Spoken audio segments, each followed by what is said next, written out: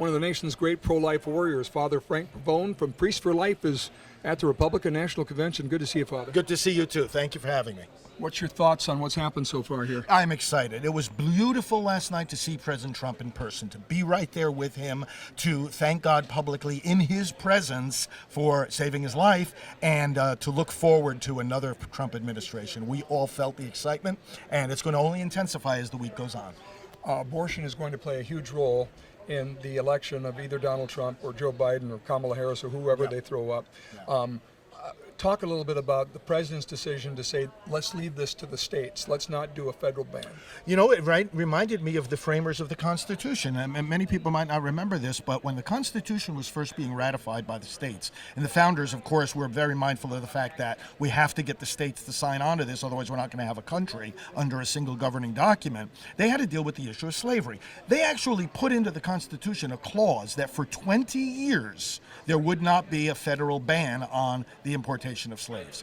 Now, what does that mean? Was that a compromise, a moral compromise? That was an act of prudence and wisdom to say, let's start the country, let's unify the country under a governing document that then eventually, through the will of the people, could be used to get rid of slavery. I think President Trump is thinking in exactly the same way. We're not founding a country, we're saving a country. And we've got to get the country in a position where we have the tools that we need to end abortion. Those of us who are working full-time to end abortion, I mean, we need freedom of speech. We need to have we can't have a weaponized government where peaceful pro-life people like we see under the Biden regime being thrown in jail just for praying and singing and peacefully intervening. We're losing those freedoms. We're losing the freedom of assembly, freedom of religion. And President Trump is of the mind that, hey, listen, folks, we got to save this country. If you're going to save the unborn, save the country first, and then you're going to have the tools you need to save the unborn. That's why I'm fine with the way that he's doing this. And we have to remember, pro-life policy is not going to emanate from any one man. He's bringing in a whole administration. There'll be people in those offices, like over at HHS, for example, just pro-life as you and me. So I'm looking forward to that. Let's talk a little bit about how we should talk about the pro-life issue.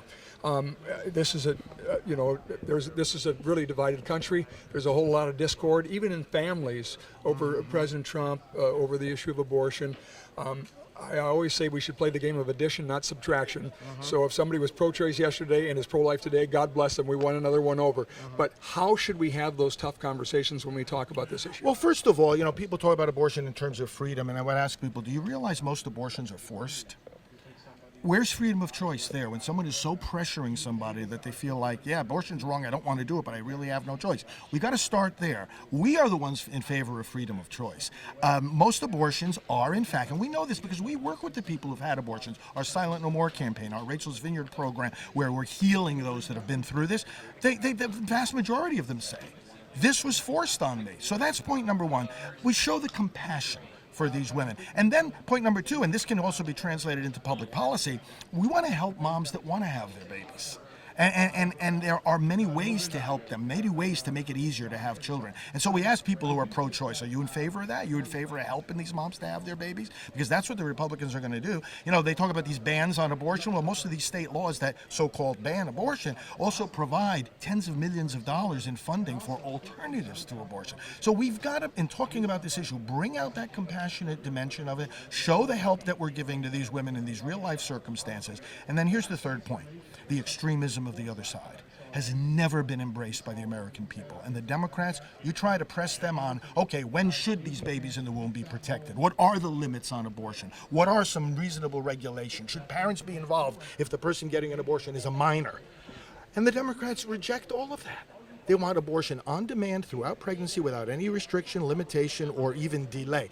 And they're introducing in some states these constitutional amendments now to put abortion into the state constitution. That's unheard of. That's never been done before in American history. And that would take away all these reasonable regulations. So we're conducting those battles.